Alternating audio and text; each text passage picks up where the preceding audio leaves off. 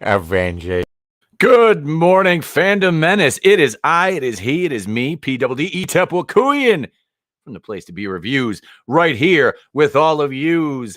And welcome to episode number 2 of Mornings with the Place to Be Reviews, the Thursday morning show here.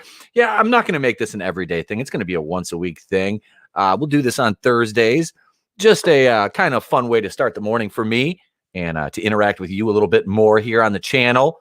And just give us a chance to go over anything that might have happened during the evening hours when most normal human beings are sleeping. But I'm working on videos that, and I have to issue a statement regarding my video that's coming out today at 2:30. We have, I did a video about the Predator movie, Predator 5, the details leaked in the plot summary and all that. Now.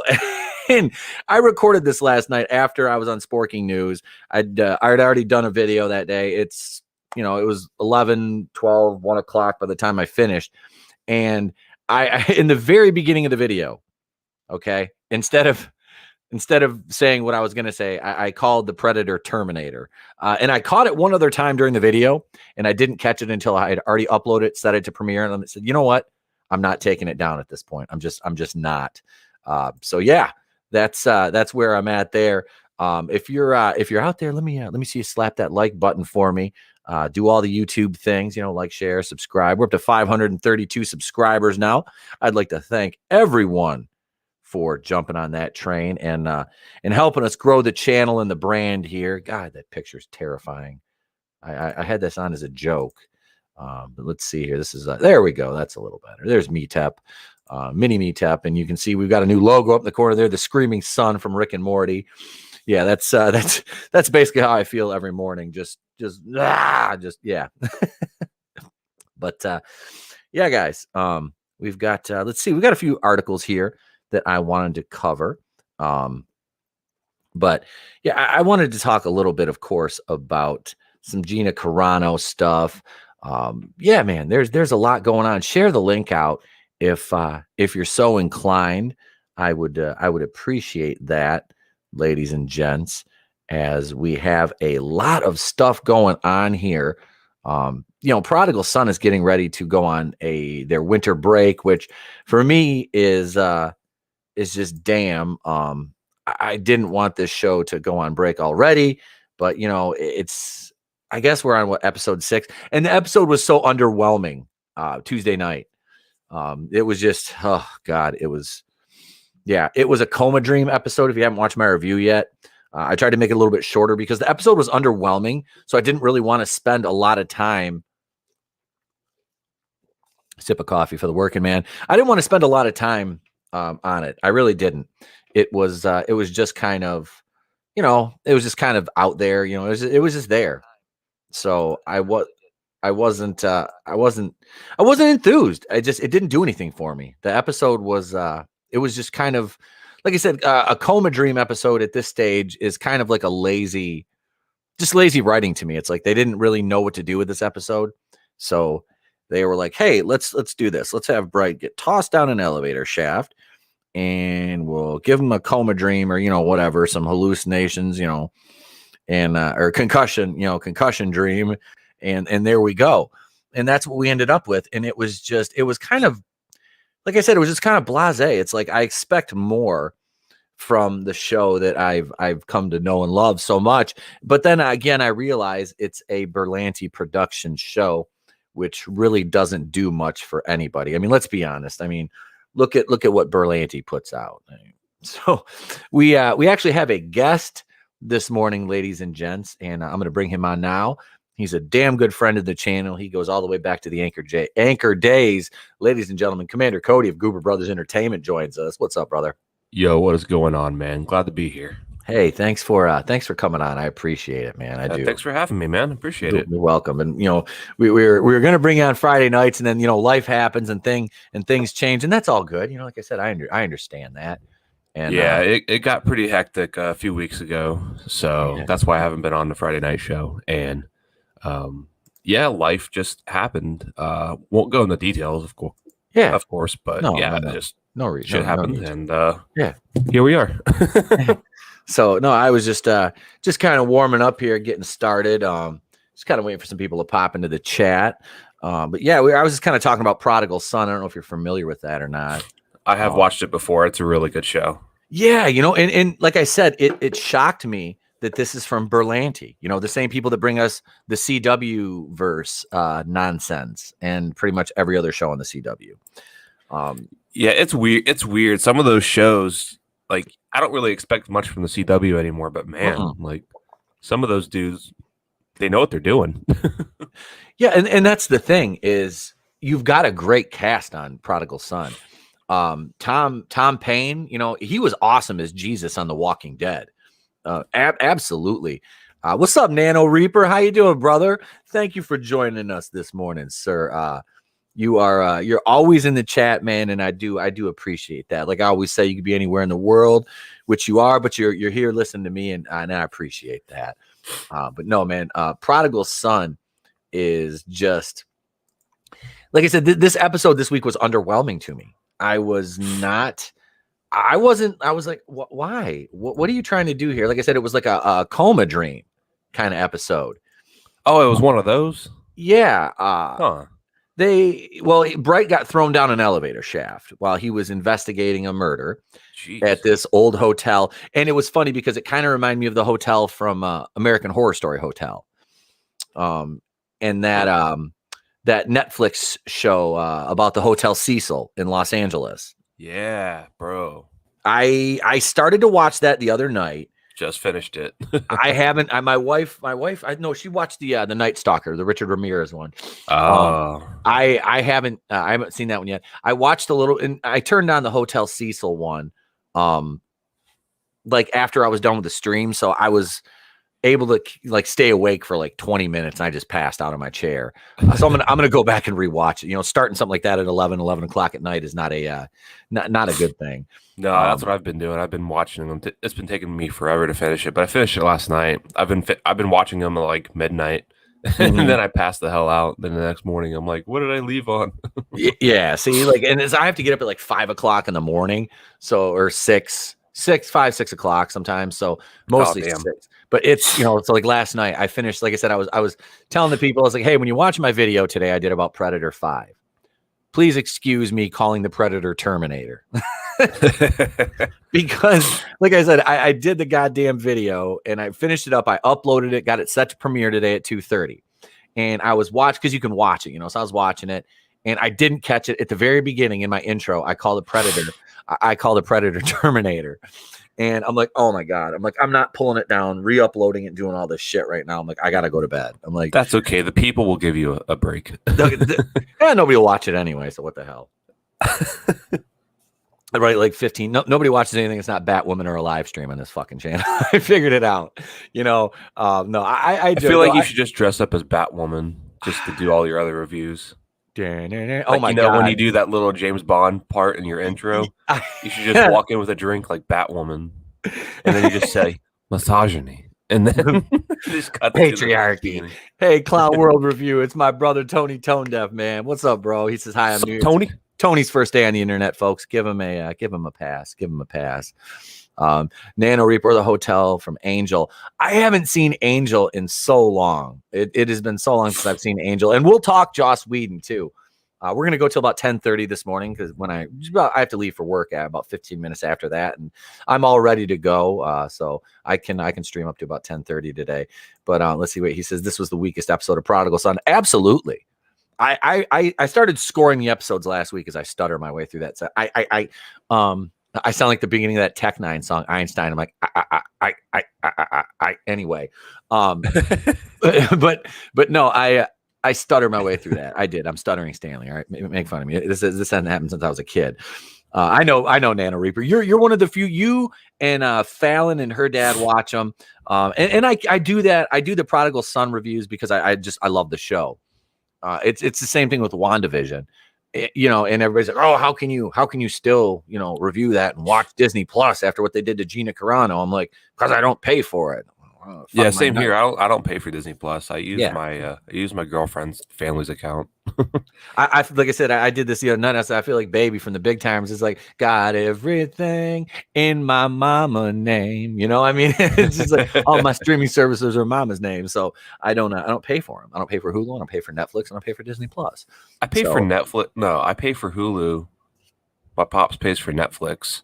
I pay for Amazon, but I don't go on Amazon that often. Like, see, I need to get Amazon Prime. I'm going to get a Roku device for my TV. So I can watch the Snyder Cut because I've been dying to see that, man. Yeah, I got HBO Max through my girlfriend. Like half the streaming services are through her. Like I just came into my room one day and then there's like Disney Plus is up on the TV. I'm like, oh shit, okay, well, cool. Nice. This works. Yeah, I rated this episode of Prodigal Son a 2.5 out of 5. I was I was underwhelmed, man. I was completely underwhelmed.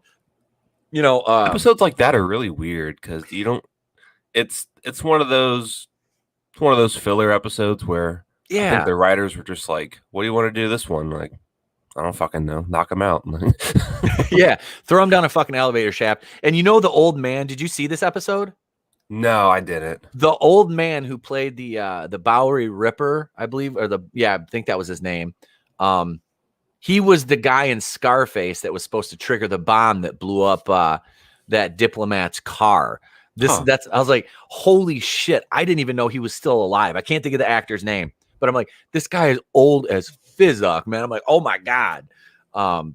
Yeah, like he's in the wheelchair. But I was like, God damn, this old dude gets up out of the wheelchair, tosses his ass down the elevator shaft. Of course, he caught him he Pearl Harbored him and threw him down the elevator shaft. Pearl Harbored him. That's a fucking wrestling term. Speaking of which, before I go into this article about Prodigal Son, tomorrow night on Fandom Menace Friday Night Live with myself and Tony Tonedeff, we have a very special guest who was kind of steered to me by a great friend of the channel and just a great friend overall, Mr. Jeff Hicks. This gentleman's name is Donald Osborne. He is a former independent professional wrestler, and I believe he wrote a comic book, and Jeff illustrated it for him. He's going to be our guest tomorrow night.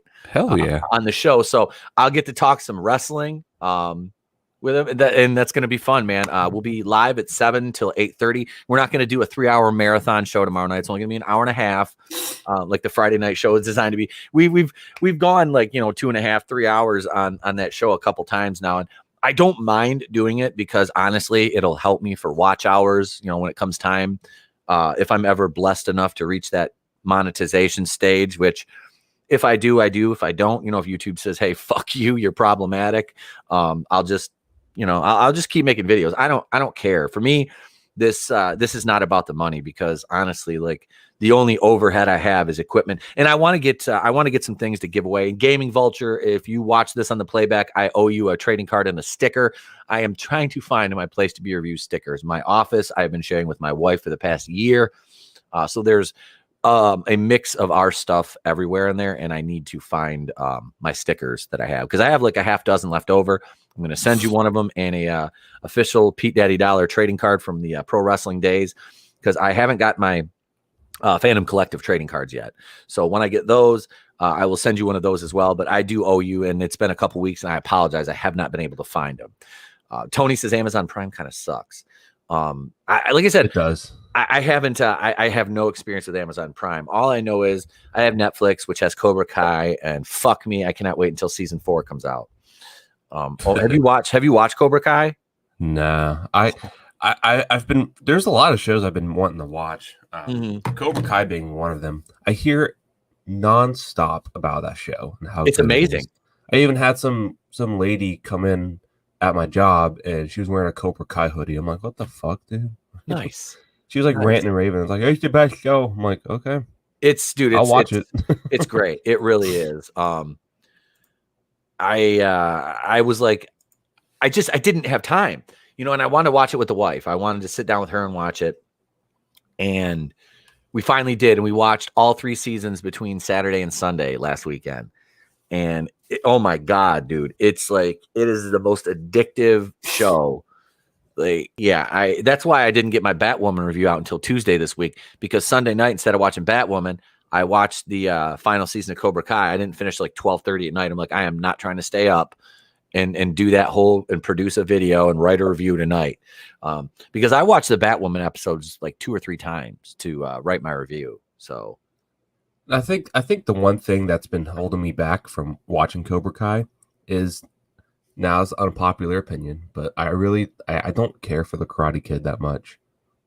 that's fine. I'm not gonna hate on anybody for that. You know, if you're not a fan of the Karate Kid, then, you know, I mean, it's probably not going to be something that you're into. I mean, I'm sure I'll like it because they're all older, you know, the writing's probably a lot better, but it's just dumb because it's this scrawny little kid that goes from not knowing how to throw a punch to kind of cheap-assing his way to a championship.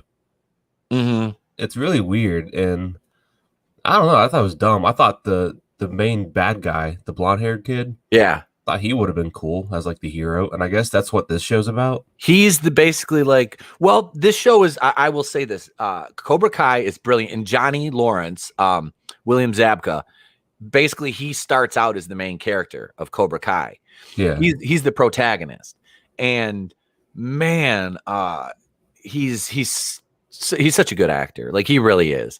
I was the same way, dude. I've always been a Cobra Kai like fan. I always liked the bad guys more. And my wife was like, no. I said, yes, I did. I said, I was never a Danielson fan. I wasn't. I never was a Daniel LaRusso fan. I was always a Johnny Lawrence fan because he was cooler. I'm like, yeah, he might have been a dick, but I'm like, I'm sorry, dude. That, you know, I just always liked him better. And so this show really hit the nail on the head. And yeah, Nano Reaper, you're right. Johnny is the good guy on Cobra Kai. Daniel's kind of the dick. Good. That's how it should have been. I remember like How I Met Your Mother, Barney is like, yeah, fucking Johnny he's the true Karate Kid. And I'm like, yeah, absolutely, you're right. And then they brought William Zabka on, and I'm like, this guy's a weenie. Dude, he looks good. He's in good shape still. They have Kreese is in there. Pretty much like, I mean, they've got, I don't want to spoil it, but they've got a lot of the original people are back. Obviously, the ones that are still around. Pat Morita, you know, rest his soul, is not in. But this show Cobra Kai caught a lot of heat at the end of season 3 for not having Asian representation. And if you look, because it's about karate, it has to have Asians in it. Now, isn't that kind of racist? I mean, seriously, super. if you're gonna have a show about karate and you're complaining because it doesn't have Asians in it, that's racist. I'm sorry. They're the kind of people that are like, we need representation. That's like saying, you know, I mean, there's a lot of other stereotypes I could draw on right now, but I won't, because we all know them. And I mean, it's like, you know, I mean, I can use this one because I are one. This is like saying, well, how is this show about a white guy who can high jump? You know, yeah, or a white guy who's a better dancer, you know, than say, you know, somebody who's not a white guy. But unless you're Justin Timberlake, yeah, Dirty Dancing is racist. Patrick Swayze, there was no representation in Dirty Dancing. Well, it was in the that was set in the 50s, wasn't it? I haven't seen Dirty Dancing. Wasn't that supposed to be like set in the 50s or something, or was it the 80s? I don't know. I know it was made in the 80s. Was it set in the 80s though? I don't know. I can't remember. But no, I mean, so there's no Mr. Miyagi's influence and his presence, especially in season 3, when Daniel goes back to Okinawa, is felt throughout the entire show. Like he is an not ominous, but he is a you know, a factor in a lot of karate celestial. Basically, he is. He's one of the Eternals. He's one of the fucking Eternals without being woke. So, no, and that's one thing about the show. It has a ton of diversity in it, and never once, and I can say this, never once was I eye rolling or like, oh God, here we go. Not one time in what 30 episodes did I ever say, oh fuck, you know, like, come on. That's how it should be. You should watch a show and not really have anything negative to say. just enjoy yourself. And I feel like a lot of people just can't enjoy themselves anymore because of the bullshit. No, they need this. They need this faux representation. Nano Reaper says, to be completely accurate, it needs Japanese representation since karate is from Japan, and that's why it's so great that Mr. Miyagi. Okay. Yeah, that's why it's so great. I took karate as a kid. I didn't even fucking know that. So I never did.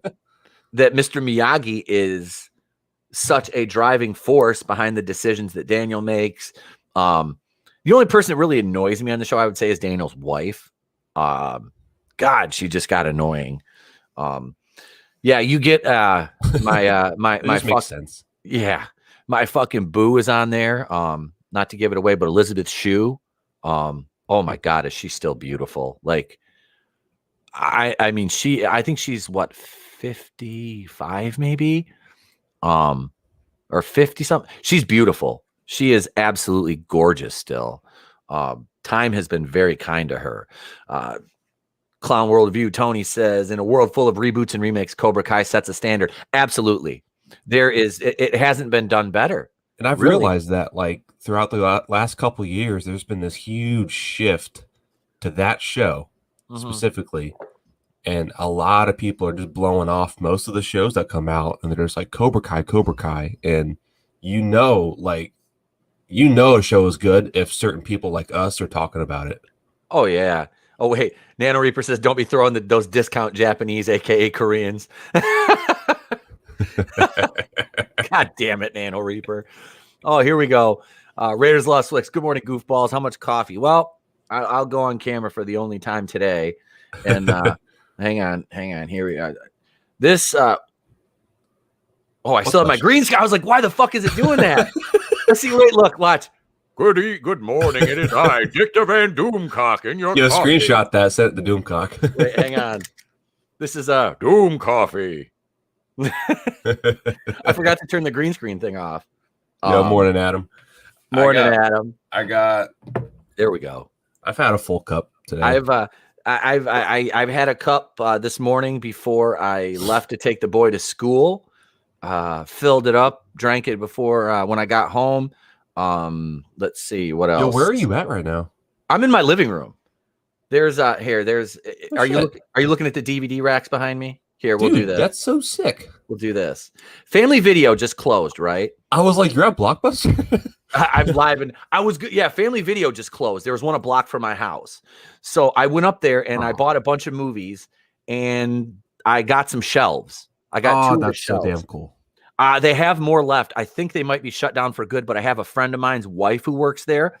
So I'm going to see if I can go up and get a couple more shelves for when I move into the new house. So I can set them up in the basement, like a video store kind of thing, and see if they have any more family video stuff in there I can get. Let's see. I want to go through the chat here. Clown World of View. Daniel's wife is smiling and pushing him into karate. When Daniel finally gets back into it, she becomes a shrew. Exactly. It was so fucking cringy, dude. I'm like, why is she being such a bitch? Like, I'm just going to stop the screen share. We'll go back to this article. We're talking Cobra Kai right now. And Tony, trust me, bro, I'm not going to, you and I are still going to have a stream where we talk about Cobra Kai. It'll probably be Monday night. But yeah, we're going to talk about this more, but yeah, I couldn't stand, like, his wife was just like, I was like, why is she being such a pain in the ass? Like, seriously. Oh no, it's Doomcock, says Adam. That looks great. Thank you, man. Thank you. It is. It's kind of it's just fun to have it back there. Like I said, I got all my movies, and yeah, it's funny too, because like one of the shelves is you can hang on. Let's see. One of them, this one right here, is like one of them's a smaller one, and then the one over here is a smaller one, and then the one over here is like bigger. Because when I was loading it in my truck, I didn't even pay attention that it was like heavier. I just grabbed it, picked it up, carried it out to my truck. I'm like, why? Because I have I got a half ton. My Ram, my 20 Ram is it's a half ton, but the bed, it's got a narrow bed or a short bed because it's a crew cab.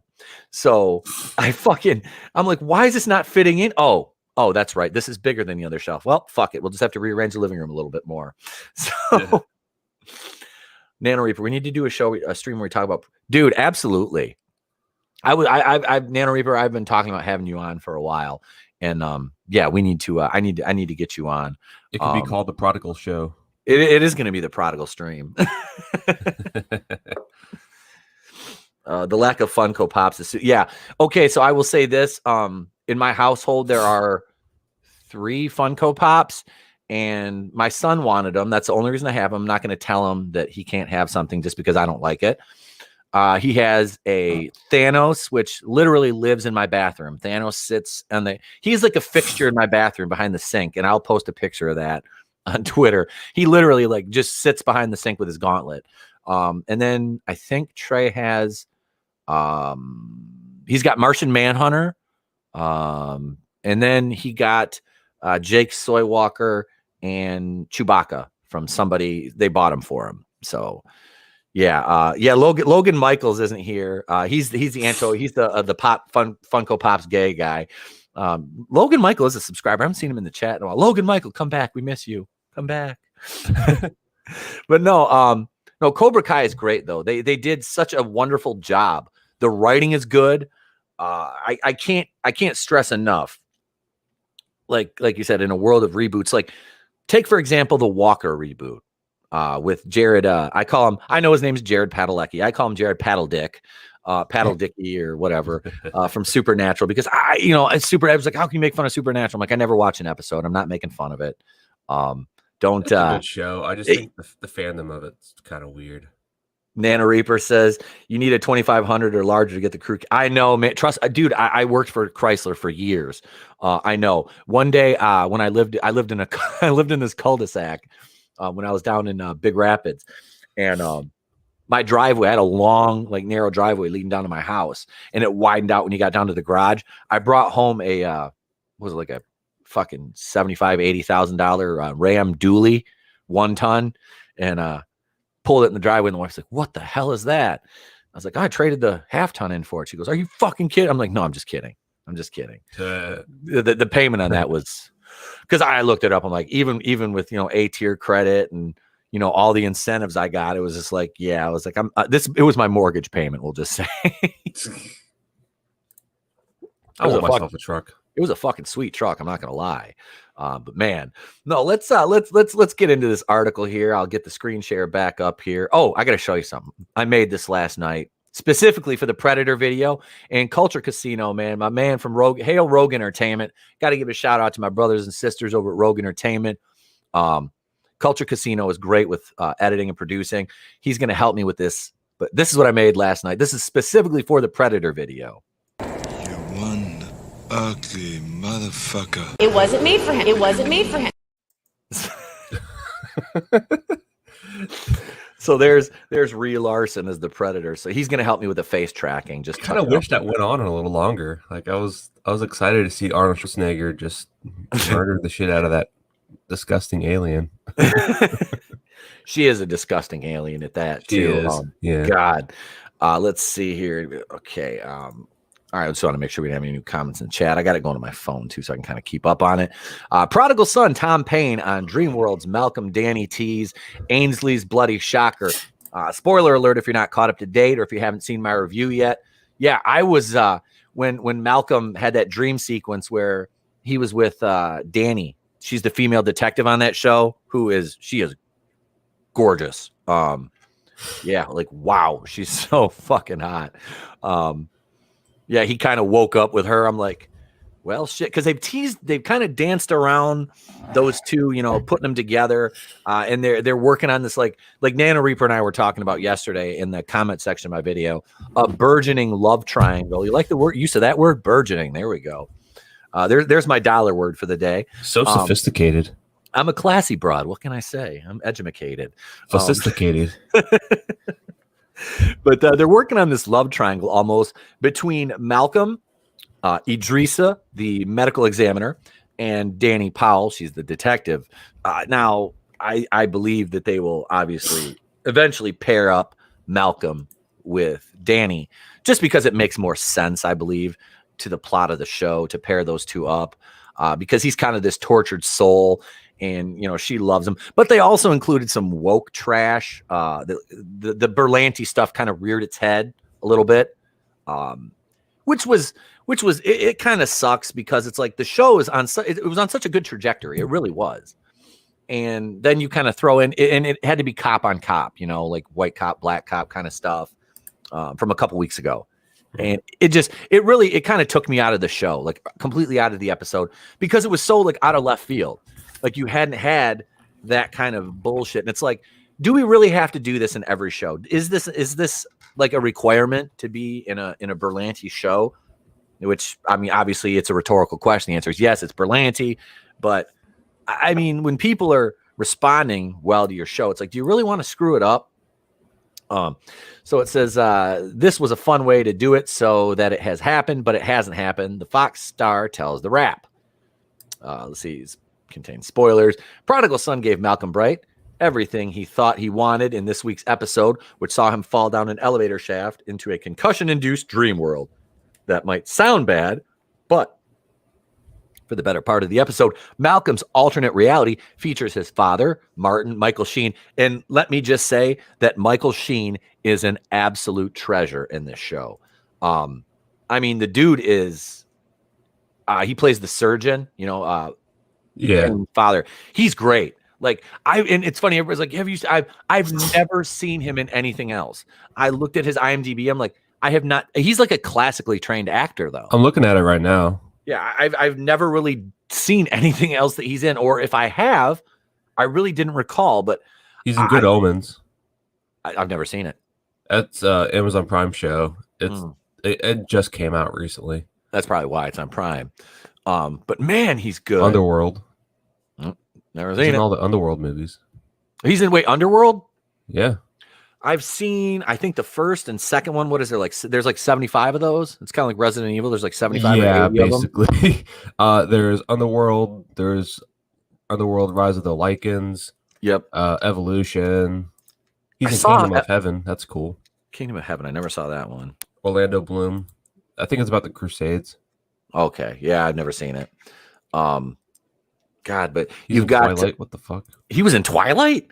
Yep. Who the fuck was he in Twilight? Probably a vampire. He's probably a vampire. Yeah, it's a safe bet. The only Twilight movie I've seen is the first one, the very first one, and I try to block that out of my memory because I watched it with my ex, Satan. So cool. See, Wanda. See, this is the thing about me and WandaVision we have in common. We've both been with Satan. Yeah. No, so we've got he got his father, Martin, his mother, Jessica, who's played by Bellamy Young, his little sister Ainsley, Halston Sage, who is, I'm not gonna lie, she's a little skinny, but she's kind of a dime piece, Ainsley. And I like the way on top of her aesthetics, I like the way they're kind of developing her character, especially this episode at the end.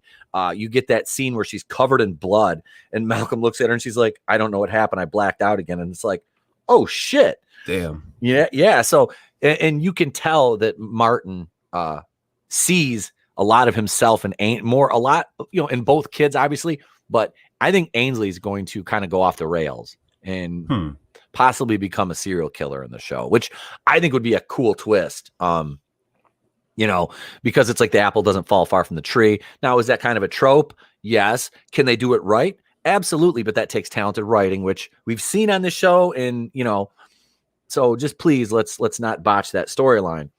They're all happy and healthy with nobody in prison for being a serial killer. On top of housing a family of perfect Whitleys, this world is also one in which Malcolm and Danny, played by Aurora Perrineau, are both working for the NYPD and dating.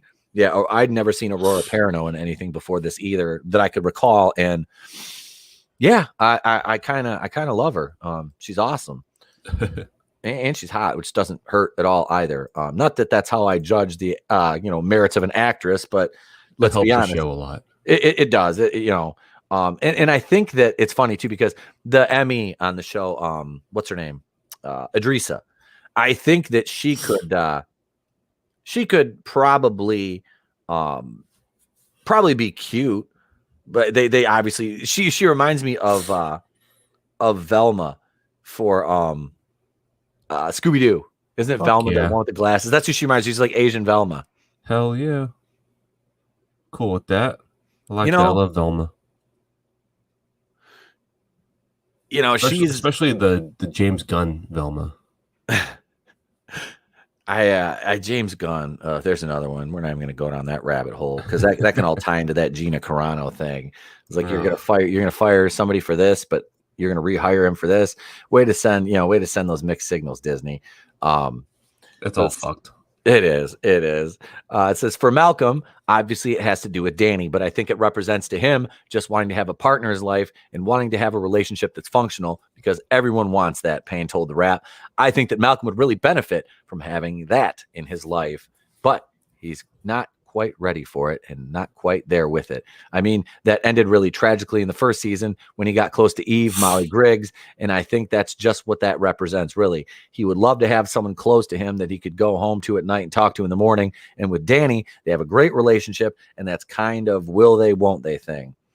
Payne admitted with a laugh that it's quite a lot of fan service that goes on in this episode, with the writers teasing the pairing of Danny and Malcolm, but that it's not unwarranted. I was a bit fearful of us pulling the trigger on anything to do with them because I worry that once you've done that, where do you go? But this was a fun way to do it so that it has happened, but it hasn't happened, the Fox star said.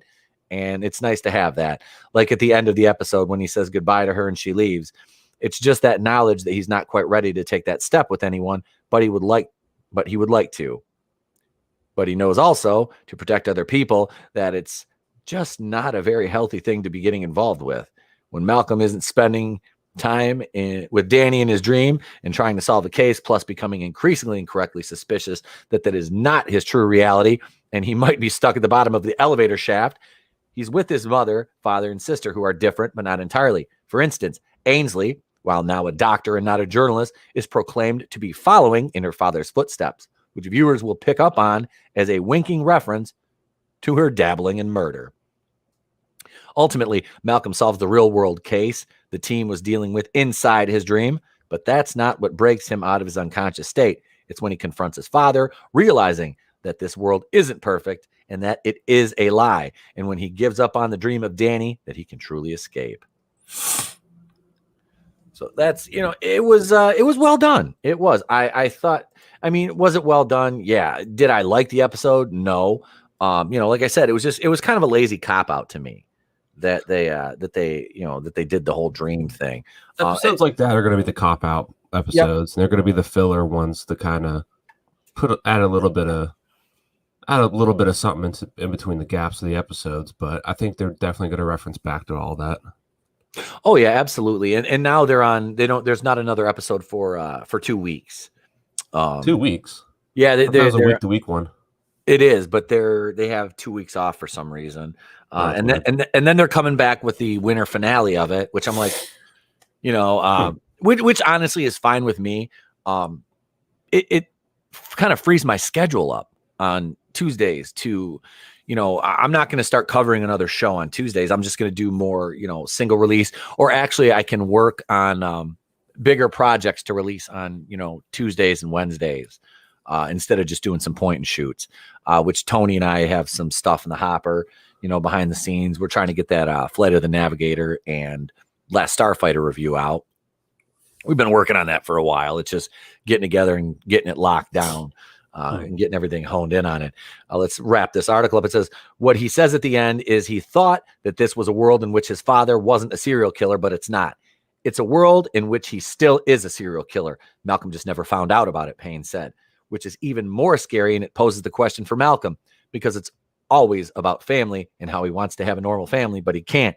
So in the context of this dream, it's like you could have a regular family, or seemingly if you had never turned your father in, that everything could be as you might want it to be, but it's not because of something you did in the past. It's a moral quandary, and I'm sure he would always choose to turn his father in, but it's a question of whether he would choose to know about his father's deeds or not. While he is in the dream, he's still at the back of his mind conscious, and that's not quite right. I think that's a guilt for him coming through of what happiness is chosen. Is it his own personal happiness or not? What's more important to the world? If he's happy or if his father is brought to justice, and then he ends up bringing other people to justice. At the end of the episode, once Malcolm has been freed of the elevator shaft in his almost perfect alternate reality, he goes to meet his sister back at his apartment. He's finally decided to listen to his parents and tell Ainsley that it was her, not him, who killed Nicholas Endicott, Dermot Mulrooney, and blacked out. Unfortunately for him, he finds her covered in blood, having blacked out yet again, unsure of who she might have killed this time. So yeah, that's the last paragraph kind of describes a little bit more. We don't need to go through that, but yeah, that I need to watch the show again, like, because I forgot how good that show was, and I started thinking about it while we've been talking. Dude, that dad is crazy. Yeah, man. Like I said, such a good actor. Yeah. What's it? Martin or Michael Sheen. Absolutely. He's freaking badass in this role. His delivery of his lines, the on-screen chemistry he has with the other actors. It adds a layer to the show. I really like the episode that they had at Claremont Psychiatric where Martin's locked up. They had the murder, the guy, Jerry, that was getting ready to get released. He got tossed off the roof, and they were examining the body in the yard, and Idrissa is kind of having a little back and forth, and she kind of fangirls over the surgeon, Martin Whitley, which was funny because Gil, Lou Diamond Phillips' character, he says, he killed 23 people, and she's like, right, it's like she kind of forgets that the dude's a serial killer. But yeah, it was well done. I said those episodes. I had a few issues with that episode with the way a few things happened. But like I said, man, I can nitpick anything. But I did enjoy it, so it was fun. Like I said, you had some good episodes here, and or you have one bad episode and a bunch of good ones. Out of what 6 episodes, I've had one that I was like kind of eye rolling at, like, I don't want to deal with this, but for overall, the show's been good. Yeah, I've seen a handful of episodes in season 1. I don't know if they were in sequence or not. I think they were kind of just like jumbled all over the place, but all the episodes I've seen so far, I mean, the show has it's a different delivery than like your typical like crime scene investigation shows like Bones and Rizzoli and Isles and stuff like that. Even though I like those shows, it's got that really cool like Hannibal Lecter type feel to it. Yes, it's just it's so much fun seeing that, and especially considering it's like a whole family thing where he has to get advice from his dad, even though he hates his dad, and then his sister is really fucking weird too, and his mom's an alcoholic, and she's got her issues, and it's crazy. His mom is still hot. Bellamy Young is hot. I don't know what it is about her. I was like, I don't know. Maybe it's that rich waspy vibe. I don't even know because I usually don't dig that. But did you say wasp? Yeah, yeah. She's kind of a wasp mom. It's just kind of a wasp. Like Ainsley's the same way. It's like I usually don't go for that, but I was like, she's just kind of sexy. I don't know. I think Danny's the hottest one in the whole show, though. Aurora Perrineau, she is. She's just absolutely gorgeous. I got another article here, and I thought, why not talk some Star Wars? I'm going to pull. Oh God, yeah. And this is from Inside the Magic, which is a fucking garbage tier website. It really is. But we're gonna check this article out here, or as we used to call them, sharticles. God. Oh, here we go. Nano Reaper's got a good analogy. It's like Hannibal meets American Gothic. That's a good one. There you go. Let's see here. And I hope if you've eaten, you can hold your breakfast back. But here we go. Confirmed, Rian Johnson's Star Wars trilogy is still on. Bullshit. I am. I'm going to have to call bullshit on that. I don't see. I don't know. I don't know. I don't know why they would. I don't understand why you would want. They're literally asking for less money if they're actually going to go through this. Because if his movie was so damn good, they would constantly be coming out with new action figures from The Last Jedi. Yep. They would constantly be coming out with new merch. They'd make a video game based on the movie. I mean, they would go so far and beyond because you know how extra Disney is. As soon as they get something that they like or that makes a lot of money, they're just like, we got to put more of it out. Got to put more of it out. Yep. Like before Gina Carano got canceled, it was put out Gina Carano action figures left and right. Put out Mandalorian merchandise. This show's the best thing ever. Last Jedi comes out and it fucking makes money like a wet fart. Yeah, and this is the thing, okay? Last Jedi made $2.1 billion, I think it was. But that's just the standard now. Like It is. It is. Blockbuster movies now. It's like, oh, I made $1 billion. It's like, Yep. Congratulations. Everyone's on board if you haven't realized that. Yeah, I'm not. Oh, trust me, I'm not defending The Last Jedi in the least bit. Oh, I know you're not. That movie's a steaming pile of shit. And I've said this many times. The only thing about The Last Jedi that is any good is it's visually a beautiful film.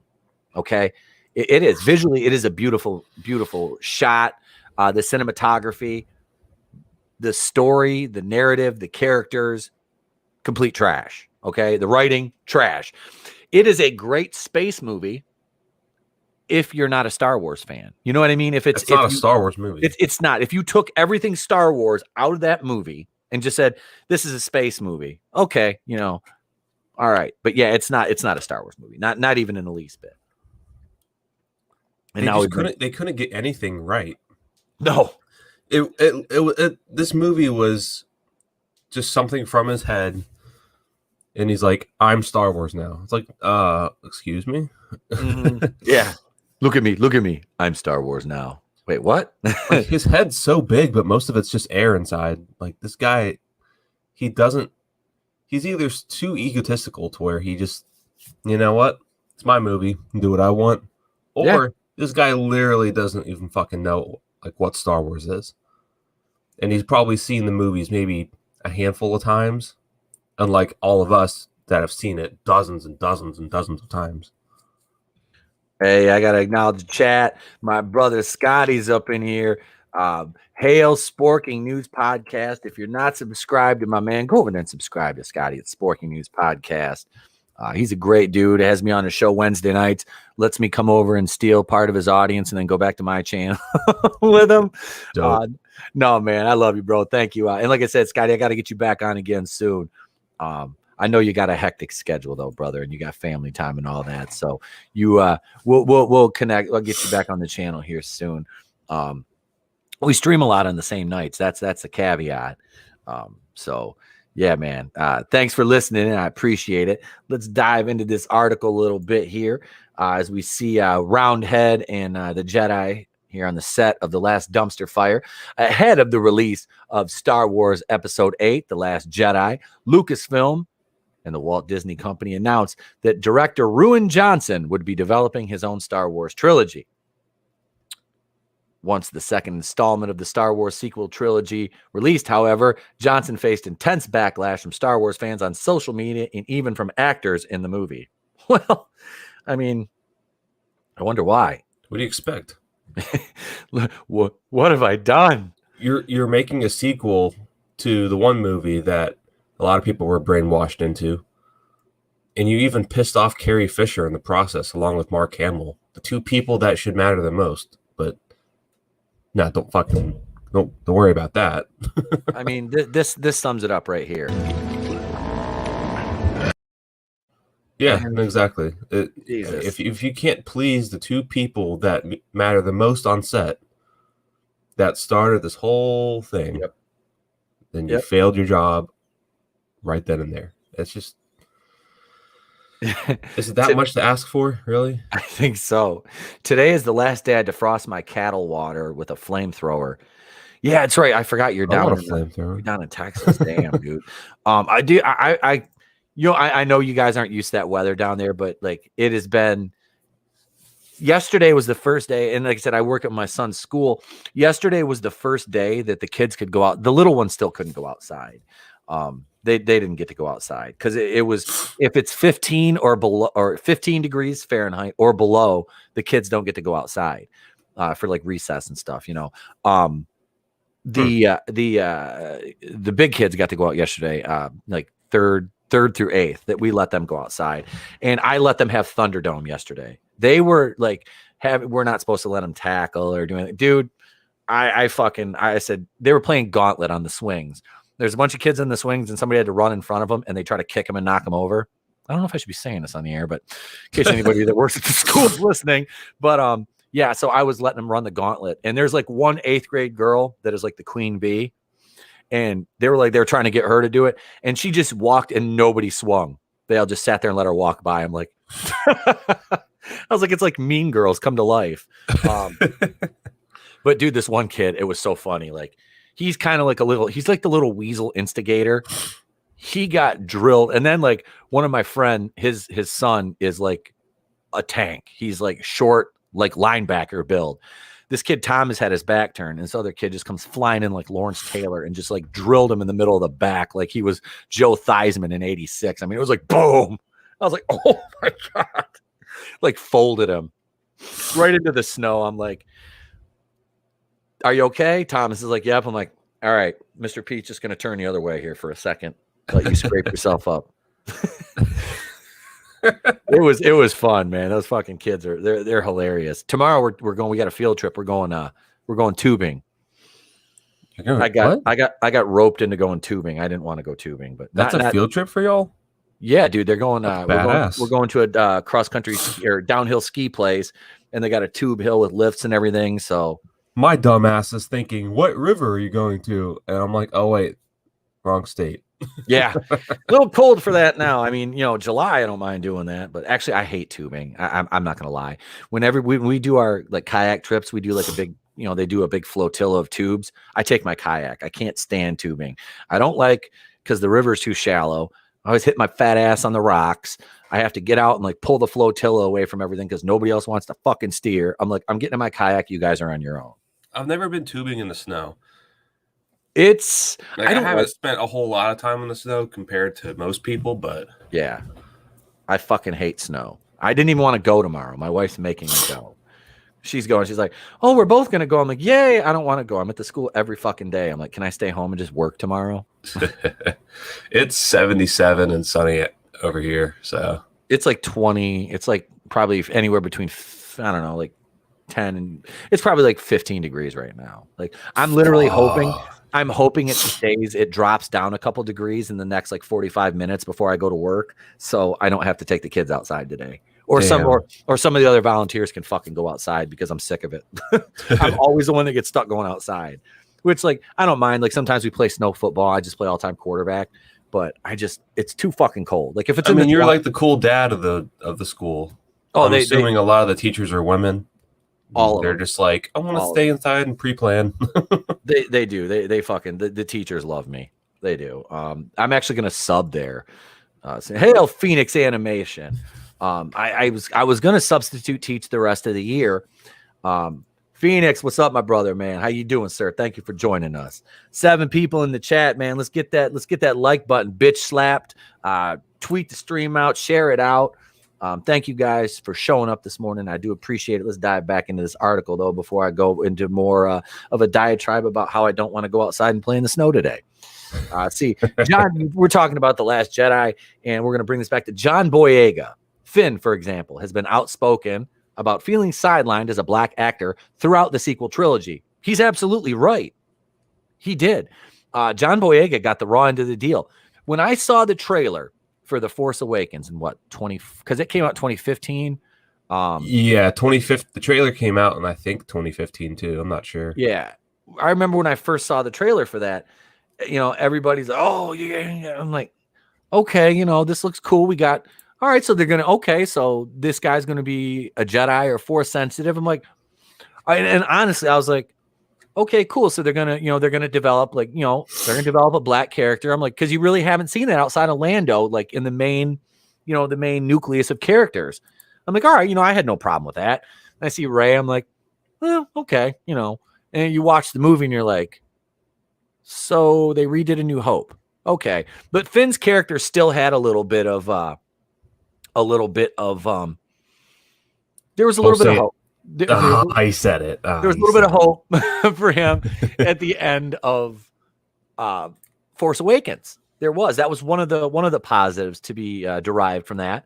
there was a little bit of hope for him. And then The Last Jedi happens, and it's like he's just a bumbling fucking idiot. And not to mention the poster debacle for The Force Awakens, pushing him to the background for China because he's black and they're racist as hell over there. Yeah. No, and they'll cave into anything China asks for. Oh, Disney, Bob Iger's got knee pads for China, I think. Yep. Oh, for sure. He wears knee pads when they have to deal with China, basically, and knee pads, and he uses Chloraseptic to keep his throat from chapping. Anyway, for example, let's see, he's been outspoken. Furthermore, Kelly Marie Tran, Rose Tico faced toxic commentary regarding her acting skills and the character she portrayed. Let me dispel that myth right there. That whole Variety or Vanity Fair article about Kelly Marie Tran and the timeline, none of that added up. None of that shit added up. Okay.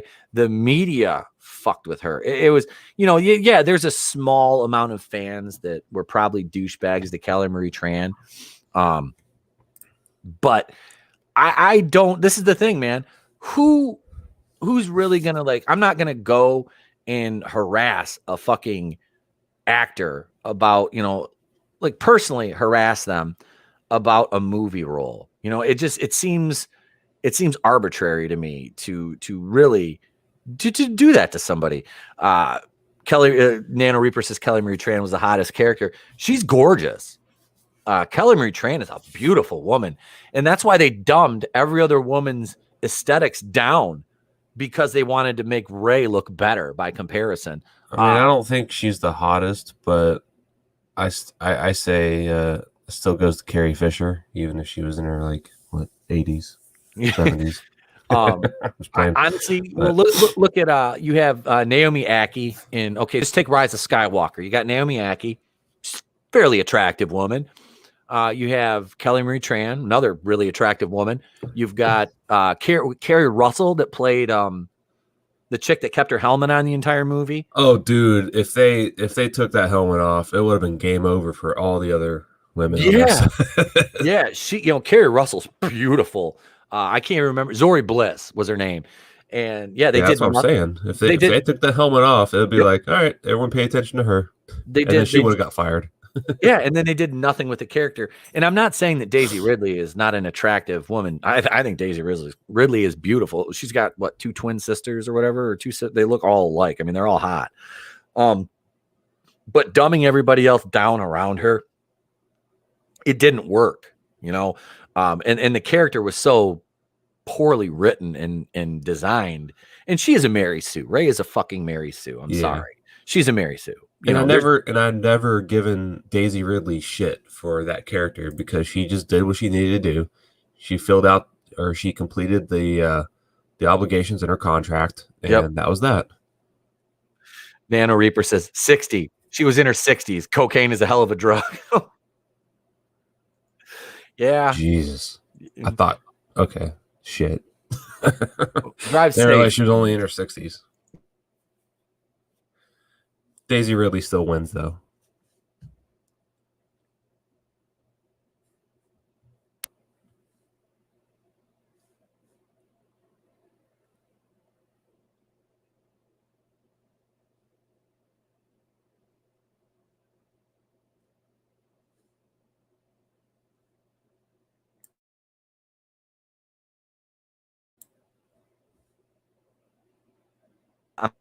And Johnson not in a fucking trilogy.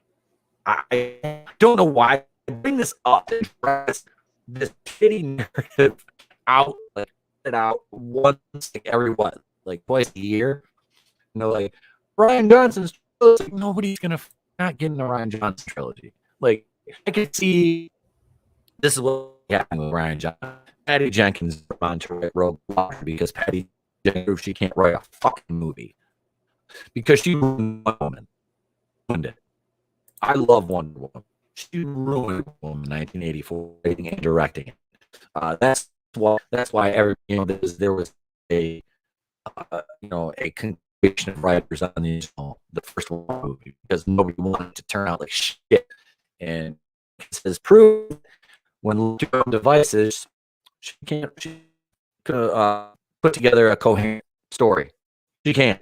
184 is a narratively fucking mess. So yeah, I think it's good. Yeah, connection's unstable if you're on Wi-Fi. Try to plug. Yeah, I can't plug into the Wi-Fi. Can you hear me all right, Cody? Yeah, now I can. Okay. All right. Yeah, sorry about that, guys. I am operating on Wi-Fi right now. It's difficult to stream on Wi-Fi. I know. I have my wife is using the Ethernet cable right now for work, and well, her work is she works for the federal government. She's handling a lot more important things than I am right now, talking about Star Wars. So, yeah, the night streams are when I get to use my use my Ethernet cable. Hey, ask your wife when we're going to get our stimulus checks. That's not her. That's not her department. Yeah, no, I'm just fucking with you. That's not hers, or else I would have already asked. Let's see. So yeah, this some thought that if this was not due to the backlash the movie received, it could certainly be attributed to the popularity of Favreau and Filoni's Disney hit, The Mandalorian, which has changed the trajectory of the Star Wars franchise. Oh, look, it's Broom Boy. So we'll just go. I'm not going to read through all this. We're just skip down to this tweet is what started this all. This Soraya Wilson. I'm just going to post this now because I can see that I'm going to get a lot of requests. Yes, Ryan's Star Wars trilogy is still on.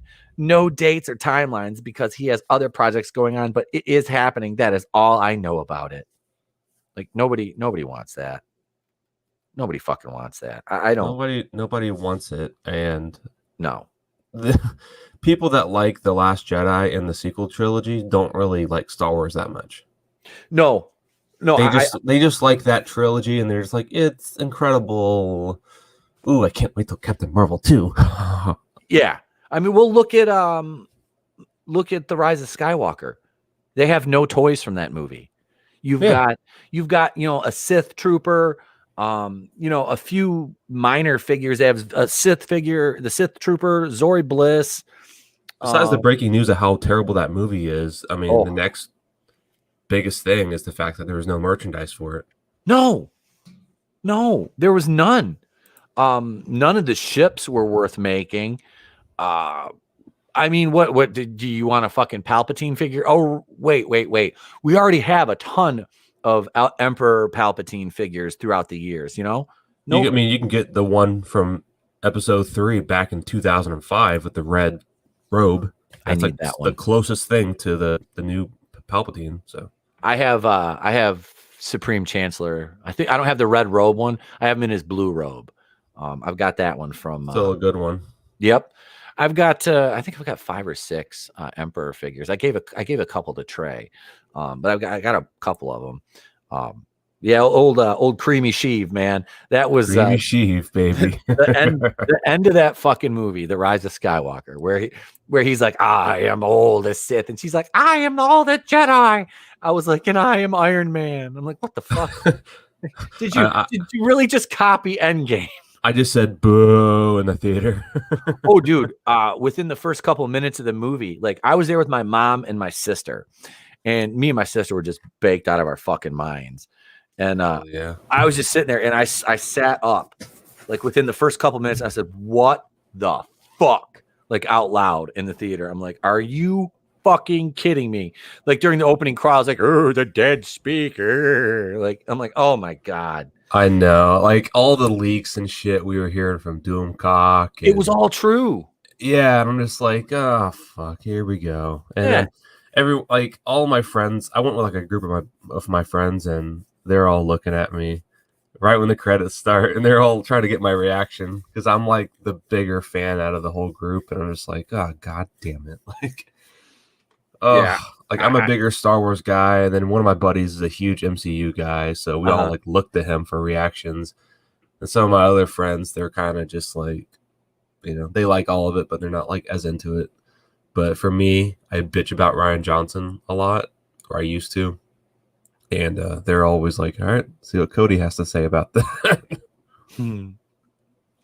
Oh god, I'm kind of perusing articles. I just got a notification, and there's the chick that plays Daniel's wife on Cobra Kai. There was an article with her. I'm like, no, you're annoying. I'm not reading this.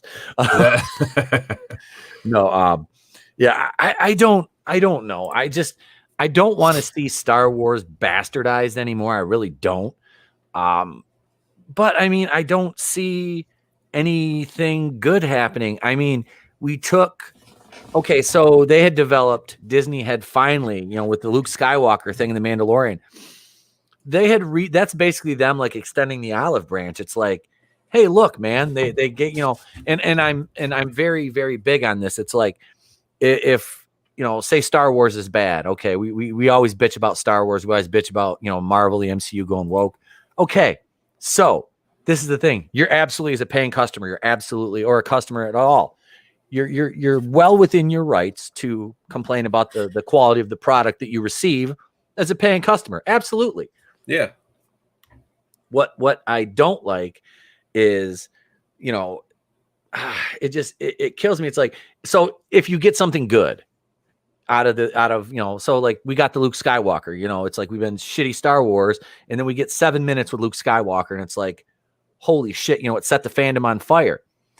And then they destroy all that goodwill by firing Gina Carano, like all of it. Well, no, I remember seeing The Force Awakens, like being completely disappointed. Like, where's Luke?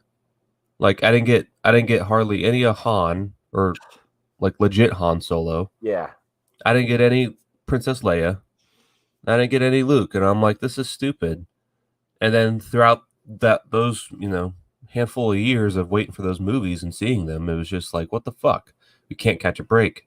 Finally get the Mandalorian. Cool. Show's badass. Gina Carano, super thick. Love her. Yep. And then boom, fired. Like, what the fuck, dude?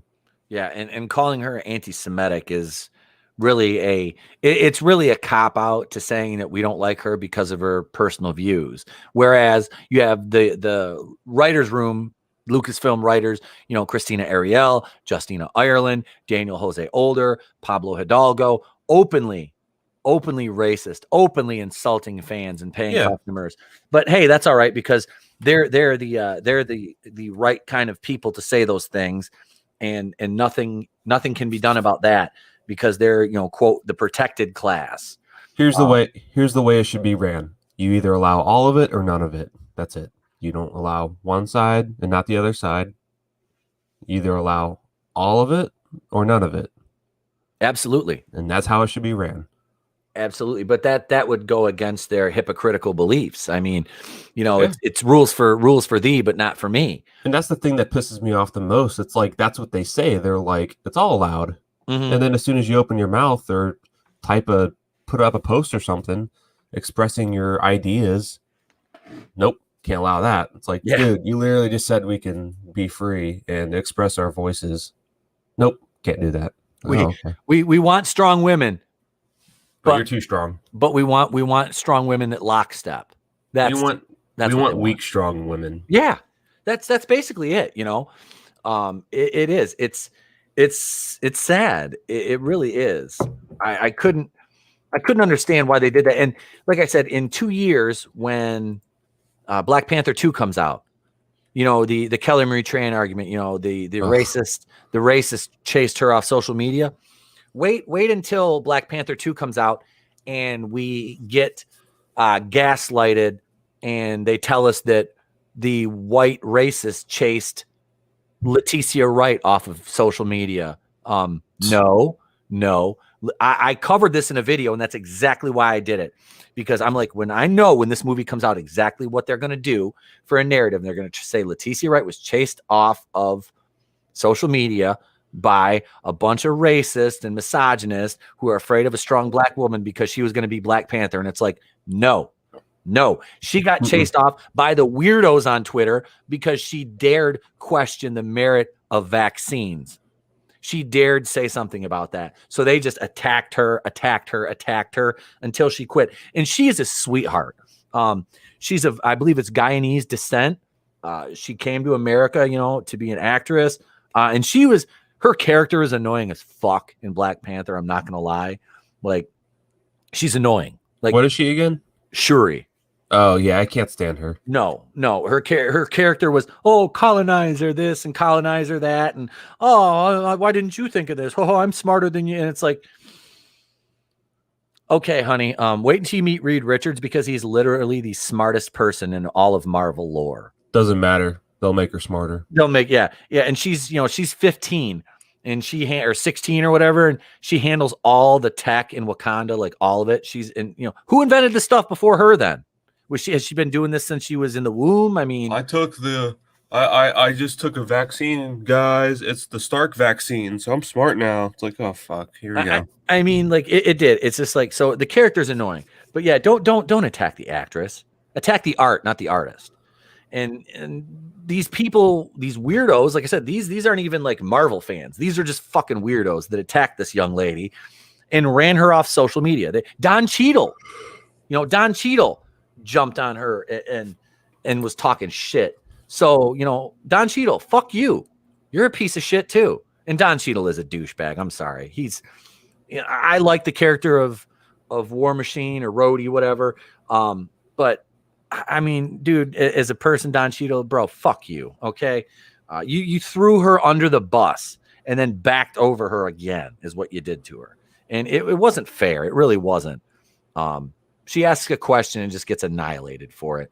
I found another article we'll check out here. God damn it. And I have to, it's over on Geekosity Mag, and it's not on, it is. Is that like a personal attack or something? Or... Shut up, Brie. Oh my god. Shut up, Brie. But Black Panther 2 is gonna suck. Chadwick Boseman's not in it, so we're screwed. Speaking of things sucking, Brie Larson's Captain Marvel to be in Thor: Love and Thunder. That's not real, is it? This is from Geekosity, and Mikey Sutton runs this, and he is usually on point with his thing. And I hate to say this, and I know this is a lot of touch-up work, but like, she actually looks kind of sexy in this picture. I'm not gonna lie. Yeah, I know, but still. But we know what she is. So I know that's the thing. It's like, don't let the pretty face like fool you. I know. As far as this, like, yeah, they made her look good in Endgame, even though she still sucks in Endgame. But yep, that's why she's only in it for 15 minutes. Yeah, then the very last scene, she's standing there in her little fucking pantsuit and with her Karen haircut, crew cut. Yeah. Oh God, let's see here. Captain Marvel will bring her cosmic punch. Wait, did they really try to say cosmic punch? They really say Captain Marvel has a cosmic punch? Cosmic punch. That sounds delicious. That does sound good. Some Hawaiian punch. This is the only kind of cosmic punch that this bitch takes.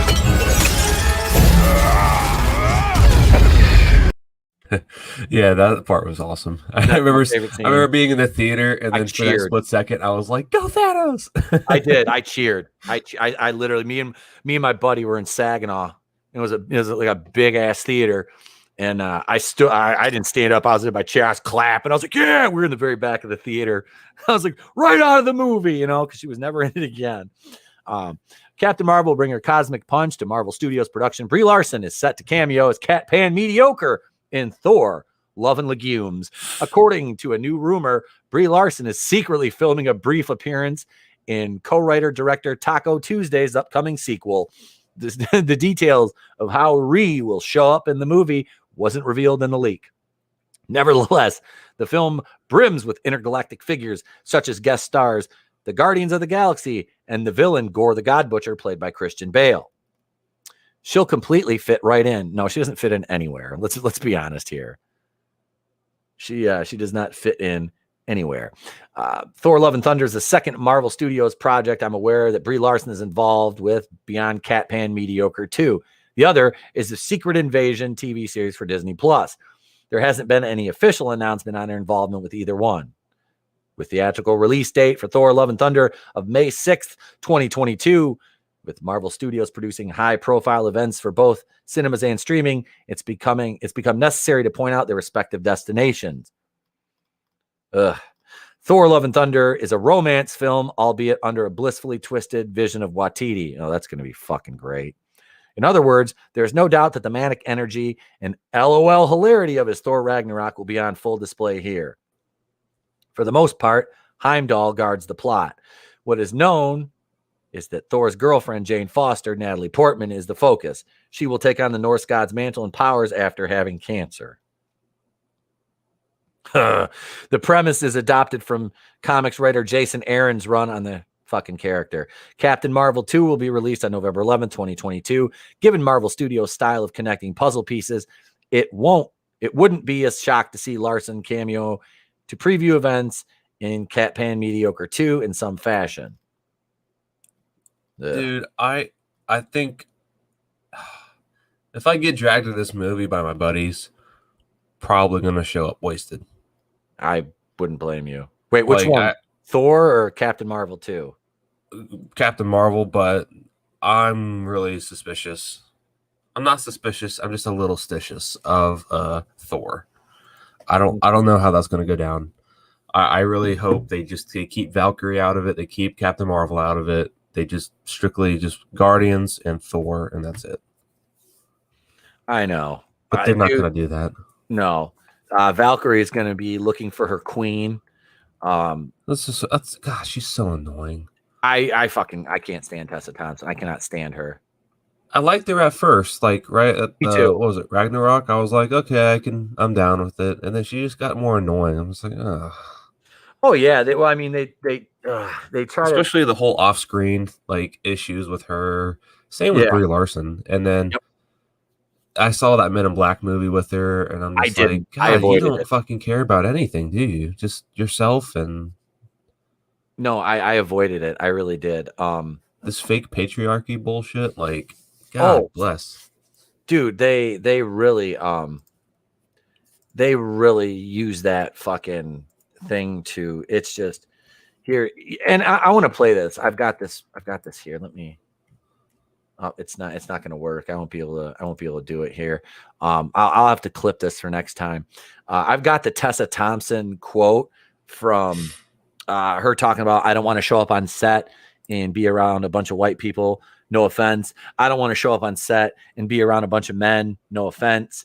It's like, oh my God, like, could you just not be an insulting cow? Just because you say no offense at the end of your statement doesn't mean it's not offensive. That's like saying I hate you because you're white. No offense. Hey, JM 2021. What's going on, brother? Thank you. It's a wax statue.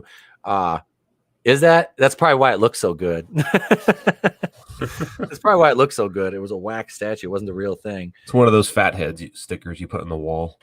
Because I think that's just made of sweat and shame, like Brie Larson in reality. But God, man, no, Thor. They're including so much stuff into Thor 4. It is going to be like a narrative fucking mess. Like they shoved, what is it, like Planet Hulk into Ragnarok, which I'm not a Ragnarok fan. I'm really not. There's a few things I dig about it, but overall, I was kind of like, man, especially like they just cucked Thor out, and he's got a villain that he can't possibly beat, because what are you going to do? Are you going to show Thor beating the shit out of a woman? He beats the shit out of her at the end, and then he just can't do anymore, and then Surtur takes over. It's like that. Yeah. It's kind of a cheap way out, really, but whatever. And that's the problem with having female antagonists. It's like, because what your male character can't, dude, do you really think Disney's going to show like a full-on like guy just destroying a woman? No. But if it's Nebula beating the shit out of a bunch of fucking a bunch of dudes, or any Black Widow, taking a little 110 pound Scarlett Johansson kicking the shit out of a bunch of 280 pound like muscle bound security guards, that's fine. Disney just goes to show constantly that evil has a gender. Evil doesn't have a gender. Disney. So if that person's evil and your hero needs to kill that said evil person, let him do it. That's a part of the story. That's why it needs to happen. Yep. You're just like, oh, it's a girl evil person. Oh no. Yeah. Well, can't do too much to her. We have to redeem her then, or or something, or we have to have a female protagonist to kill off the female antagonist. We got to bring her down to earth and then have her, get isolated to a cosmic universe or something. I don't know. It's ridiculous. It is. But the monster can kill her. Like, Let's see. JM 2021 says Captain Marxus is going to be in Love and Thunder. Fuck me. No, that shit's going to be trash. Captain Marxus. Is that even a real? Is that even a real source? Yeah, Mikey Sutton is a fairly reliable scooper. I trust Pete on this, so I mean, he is. Mikey Sutton is. I use when I did a lot more MCU content. I really used to lean in on Mikey Sutton's scoops.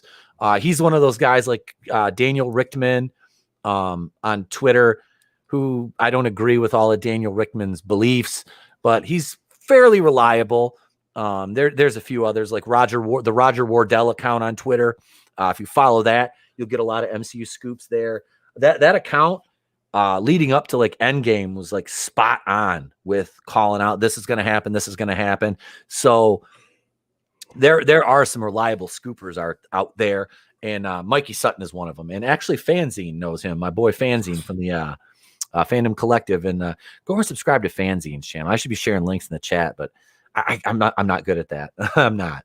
But anyway, so yeah, this is. I mean, like I said, I can see it happening because it's always been rumored since Thor: Love and Thunder was announced that Cat Pan Mediocre would make an appearance in it, and especially given the fact that Tessa Thompson is supposed to be such a big part of this movie, is them leaning in. Now, see, I thought they were going to ship those two together. I hate using that word, but they were going to put those two in a relationship together, Brie and Tessa's characters, which would make sense because they both hate men. So, I mean, why not just slap those two together? If you're going to do Captain that. Marvel would be having people in New Asgard in fucking chains. Any male Asgardians are just subservient. She would sell them out to the U.S. government, be like, all right, we can do military bombing tests on them. And that's another thing that I really hated about Captain Marvel is how it retconned Captain America, the First Avenger, or tried to. Dude, I was thinking about that the other day because I was playing. I just got my Nintendo Switch like a month ago, and I've been playing Marvel Ultimate Alliance 3. Yeah. And if there's one character I definitely have not even remotely thought about or tried playing as, it's Captain Marvel and Miss Marvel. Those are the two where I'm like, I'm not even going to touch those characters. As I say, nobody wants to play as Miss Marvel. Yeah, but I'm like, I can't believe they actually like fucked that over. Like, they really got the timelines messed up. The character, what was it, Coulson? Mm-hmm. They just retracted his whole like dialogue in the Iron Man and Avenger movies. It's like, what the fuck, dude? Yep. Oh shit, J-Man, what's up, brother? Dredd executed Mama pretty darn good in the Carl Urban flick. You'll never see that in Disney. Hell no. And J-Man, I've been meaning to hit you up, man. DM me on Twitter. I want to have you on the show on either a Monday or Wednesday if you're available. Absolutely, man. We were on Echo Base Network together one night, and I really like this dude. Got a great channel. You need to go check him out. Does great content. So yeah, man, hit me up on Twitter, brother. I want to bring you on the show one night. Absolutely. Yeah, man. Carl Urban was one of the bright spots in Ragnarok for me. And like I said, I'm not a Ragnarok fan. I don't know anything about the comic arc from Ragnarok. I really do not. But Carl Urban was kind of wasted. What was his name? Scourge in that? Scourge. I don't know. But Cody. Yeah. I've never seen The Boys, but I've seen what Carl Urban looks like in The Boys. And is it me, or could he play fucking Wolverine? Yeah, I'll answer that. How tall is he? I mean, does it matter? Hugh Jackman's like almost 6 foot tall. Wolverine's 4 foot fucking 11. I mean, oh yeah, true. You know, to me, it really. I mean, I'm not a big. I'm not. Maybe I would have to. I mean, I see him as the guy from Lord of the Rings, the dude from The Boys, and Scourge. Yeah, I can't really. I'm trying to picture him as Wolverine. I don't know. I think they should get someone else, but I feel like he would be a good Wolverine. Like if they went with him before, they started putting him in a Scourge or like a long time ago, if they did it when he was a little bit younger, started him out, I could see that. See, that's the thing is we're never going to get another Hugh Jackman type. Nah, we don't need another Hugh Jackman. I just think we need a guy that's going to, for sure fit the role. Yeah. They could play the role, carry it out, give us that feeling, that nice comforting feeling that this is Wolverine. It's not just some kind of like dollar store knockoff. It's like you go to the store, it's like, hey, can I have Wolverine? Your mom's like, no, we got Wolverine at home. And it's like Danny DeVito in tighty whities and a wife beater with his hair all flapped. Actually, I would like to see Danny DeVito play Wolverine. I want Danny DeVito to play Wolverine, and I want Jack Black to play Thor. It's always sunny. Do you see that video? No. Holy shit. Hold on. No, pull it up. We'll share it. I've never seen The Boys. Rhea, shut up. J-Man, I have never seen The Boys. Hold on. Yeah. Yep. I have never seen the show The Boys. Like I said, I don't have Amazon Prime, so I've never seen it. I need to I know everybody tells me I need to watch it. I saw somebody say that they should take the actress that played Stormfront, who is kind of like the Yahtzee type character in that, and make her Cara Dune. I don't believe they need to recast Cara Dune. They need to just off screen kill the character and never besmirch that name again by trying to have anybody else play that role, because nobody can replace Gina Carano. It doesn't happen. I don't believe it's a good fit. Like I see Lucy Lawless, people bringing up Lucy Lawless to play Cara Dune. I'm like, sorry about that. Do you realize Lucy Lawless is now still a very attractive woman, still a talented actress, but I don't see Lucy Lawless at like 55 stepping in for a 38-year-old Gina Carano. Why would she step in for Gina Carano? Well, there's the weirdos are wanting her to take over the Cara Dune role, and it's not feasible. In the words of one of the ex-presidents, wouldn't be prudent, not at this juncture. Not gonna do it. Gina. Yeah, J-Man, you said it right. You cannot replace Gina. Period. She is that character. Absolutely. And hail Gina Carano, man, the queen of the fandom menace. I am so happy that Ben Shapiro and I say this in my intro, the Orthodox Jew line. Ben Shapiro is an Orthodox Jew. He signed Gina Carano to a film deal with the Daily Wire Entertainment. So that right there, it's like, if she was anti-Semitic, you really think that Ben Shapiro would have said no, it wouldn't have happened. I want to acknowledge JM 2021. At some point, I kind of knew Captain Marxist, would make another appearance in another MCU movie other than Captain Marvel 2. She's supposed to be the face. I guess so. I'm not surprised by that rumor. Yeah, that's the thing is they're gonna pepper these upcoming projects with her stench, we'll say. Lucy Lawless is too old for Cara Dune. No offense. No, she is. She's now, and I'm gonna hear the argument. I'm gonna get pushback. People are gonna say, "What about Fennec Shand? Ming-Na Wen is 59." Ming-Na Wen hasn't really done, outside of a couple scenes, much hand-to-hand combat as much as Cara Dune has. She's more of a shooter. She's an assassin. But Ming-Na Wen is a freak of nature and is absolutely beautiful still. And Fennec Shan's a cool character. I dig that. And I like the pairing of her and Tamura Morrison as Boba Fett and Fennec Shan. That post-credit scene in that last episode of The Mandalorian where, they come in and she has that jug of like the what it's supposed to be, the krill whiskey or whatever, and just sits down looking all hot on the arm of that Thor. I was like, God damn, girl. I did. I just dug it. She looks badass. She's got a rifle in her hooch, and Boba just sits down after he shoots Bib Fortuna. I was like, I like this. And they had to go and fuck the whole thing up. I told my wife, I said, I'm not watching Mandalorian anymore. I'm not. And this is something here.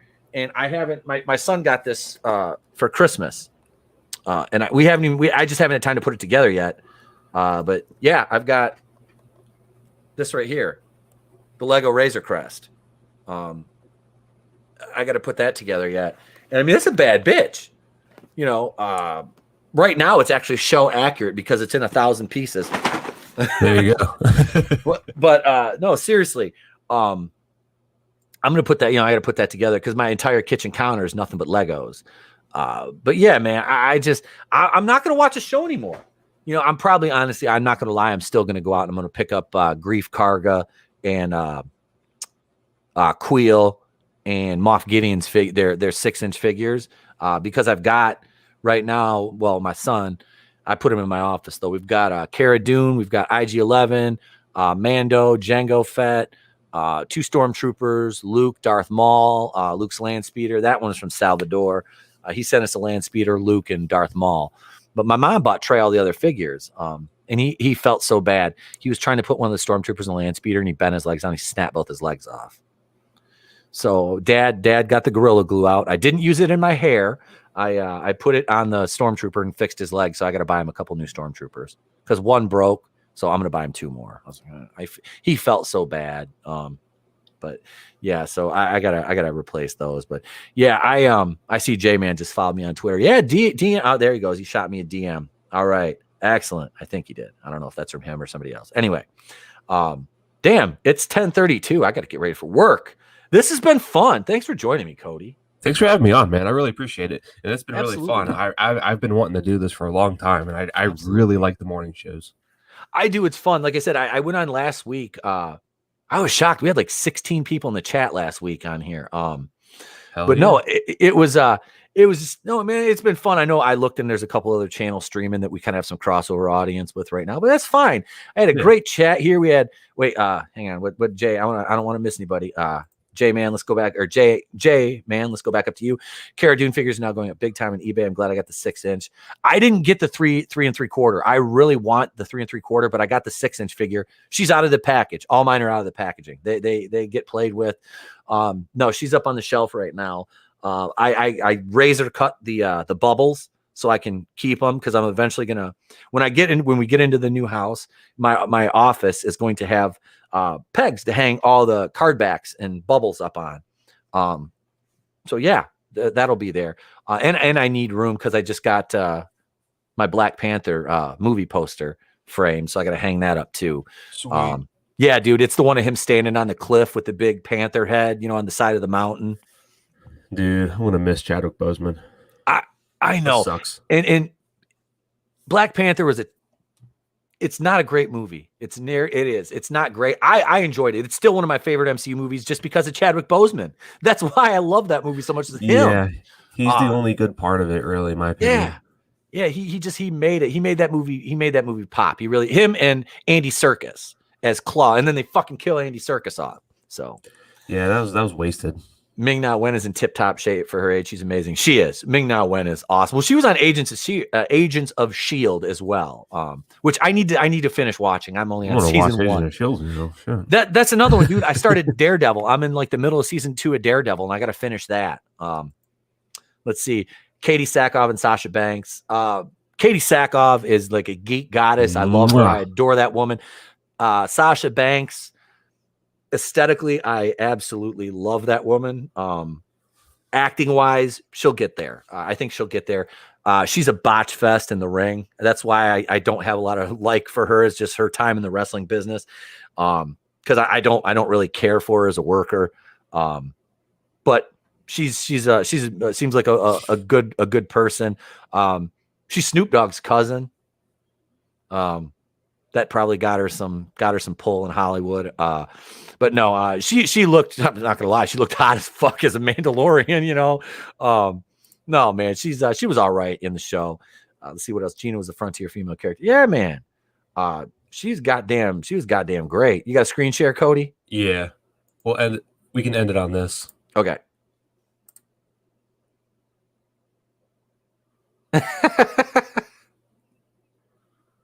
Oh my god.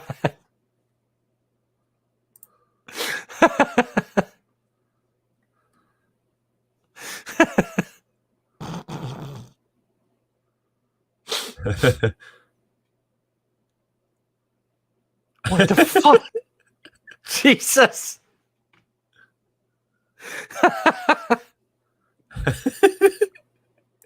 Holy shit. I fucking, oh my god, Jack Black is fucking hilarious. Yeah, him as Thor and Danny DeVito as Wolverine. I'm telling you, dude.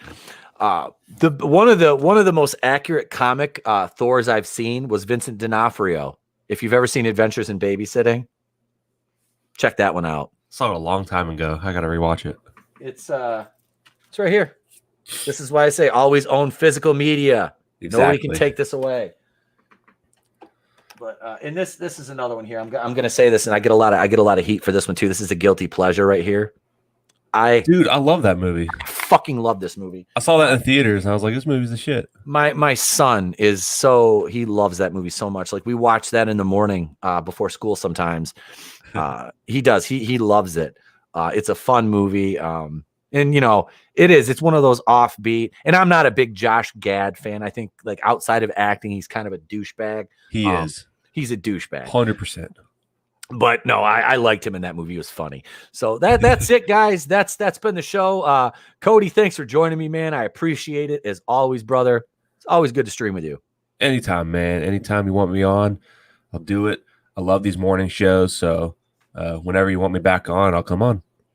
Oh, thank you, sir. And we will be back tomorrow night. Remember, Fandom Menace Friday night. You can start your Fandom Menace Friday night right here on the Place to Be Reviews, where Etep Queen and Tony Tone Deaf are here with all the U's, even the Orthodox Jews. L'chaim, my people. Tomorrow night our guest will be former professional wrestler and comic book writer, friend of a friend here, Mr. Jeff Hicks. Is kind of like I said, he steered this gentleman towards me, and I said, "Hey," he goes, "I think you two would be good." We will be joined, of course, by Mr. Donald Osborne tomorrow night. That'll be fun. Like I said, him and I have been talking the last couple days. I'm not gonna lie, I had to look up his last name because we just met, and I meet so many people through YouTube. It's weird to actually like meet somebody and know their real name. A lot of people don't, give their real names, which is fine. I don't care. Most people just call me ETAP on here, which is, I don't give a shit. It's fine. I've been called a lot worse. So, and really, I'm not Egyptian. But anyway, no. So tomorrow night, Fandom Menace Friday Night Live, 7:00 till 8:30 right here. This afternoon, though, 2:30 p.m., you got a Predator 5 video coming out. Let's see. Tomorrow morning, I'm not going to be able to do a single release video tomorrow, as I will be sliding down a hill on a fucking tube in the freezing cold with my son. So we're doing that. Saturday, WandaVision episode 7 review will be up and out. If it's not Saturday, because I don't have my son this weekend, he is going to stay with grandma. So the wife and I can go have some fun, do some adult things, have some, now that Herr Whitler, our governor here, has allowed the watering holes, the bars to open up. We're going to go out and, dude, there's a great sushi restaurant here. I was shocked. I don't eat a lot of sushi, but man, it was fucking good. So I'm going to go there.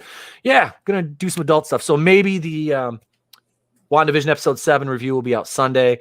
Those don't get a lot of views. I put them out because I love the show. And I know there's people who like to watch my reviews and get my takes on it. So that'll be out.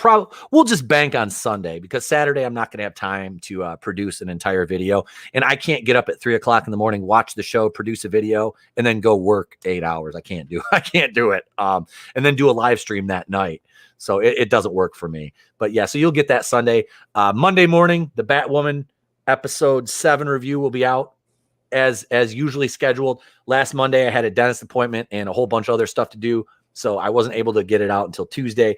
But so you'll have episode 7 of Batwoman. Monday night, episode 140 of the Monday Night Going in Raw, the flagship broadcast here in the channel, will be all new, all great. Myself, Tony Tone Deaf, and a couple guests. We'll have a few guests on, of course. I'm not announcing who until Sunday. Wednesday night. Wait. I'm going too slow here. I'm running out of time. Let's see. Tuesday, you will get a single release video. I'll put out a video Tuesday. Tuesday night, I'll be on TR4 over on, I believe, Enter the Unfamiliar's channel, or it might be back. We might be back on author Stephen Walton's channel.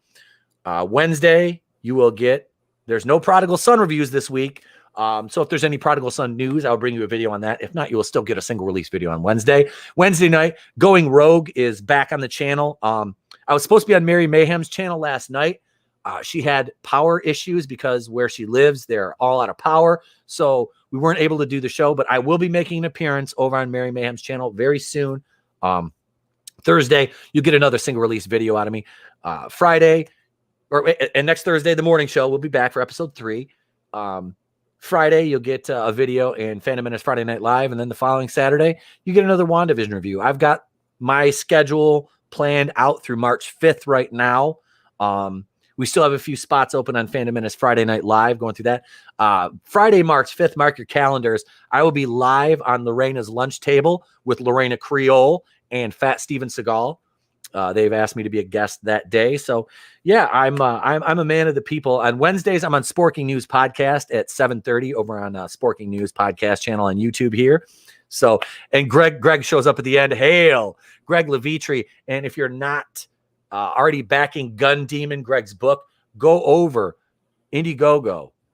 Get over there and just look up Gun Demon. The art is fucking top notch. And also my man Vinny Tartamella, Shadow of the Kraken. Get over there and back that on Indiegogo. I need to do that. I'm going to back Vinny. I have not backed this campaign yet, and I need to. Vinny, I might have Vinny on. I might have Vinny on Monday night again. He came on Wednesday night, but next Wednesday on the show we have Culture Casino will be joining us, as well as Paulie from Latino Slant.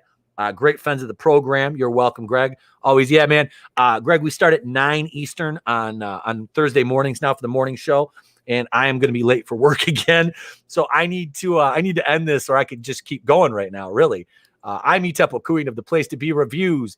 I have been here with all of yous. And remember, if I don't see you, have a great day, a pleasant tomorrow, and I'll catch you on the next one. And I'll toss it over to Star-Lord.